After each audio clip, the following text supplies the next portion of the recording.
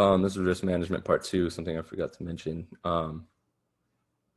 So when you're in a trade, you got to pay attention to your risk and your reward, right? So like when you're entering trades, um, you have to understand like what is my upside? Like how many roadblocks do I have ahead? How much shit do I have to get through in order to, be comfortable holding this trade for a good reward depending on the risk, right? So if I have like a huge risk, for example, like let's say we have like a nice big ass QM, right? Um, and this is like up here actually. Okay, like let's say you see a QM like this.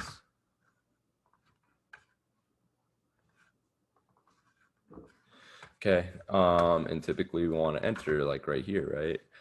But then we have all this drawdown right here, right? Like that it can possibly go to, because let's say this is on H4 and you want to enter here. And yeah, you can have, a boss here like this and then enter off the support and then write it, right? Like you can have that to verify that your QM is most likely going to hold or not, right? But what you don't understand is if, like, let's say this is H4, and then in this leg you have H1 roadblocks like this. Okay, in this leg, then you taking a trade here, and then let's say in this leg here, down here, this area, you have on H1, right? Something like, ooh, actually, sorry, let me draw this backwards. In this leg here, you have, okay, now you have all these levels of where price can possibly head to. Okay, so you have to understand that, like, okay, maybe even though this QM looks great and it's lining up with everything, it's lining up with all the time frames, but I see so many roadblocks in this leg, like there's not really clean traffic for me to like not worry. And then in here, like I have so many levels that I can buy from. Instead, just skip the trade.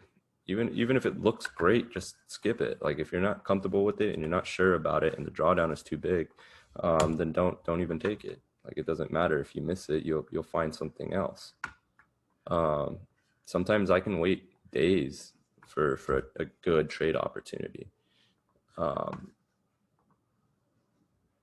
Sorry, I'm just looking at where price is on this.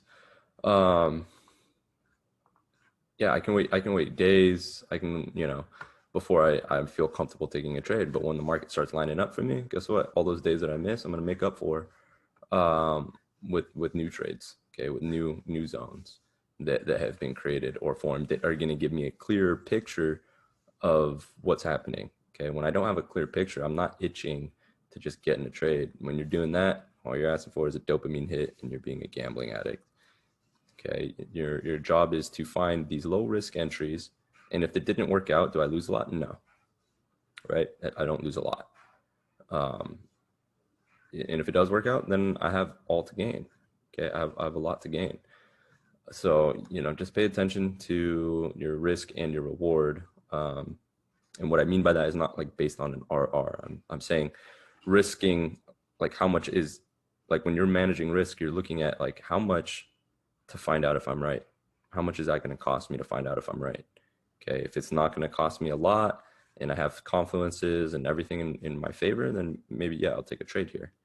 Do I have roadblocks above? Yeah, I have a few roadblocks here, but up to my first roadblock, this is like 200 pips. So, you know what I mean? And we already scaled off half our position here. So, it's just an easy trade.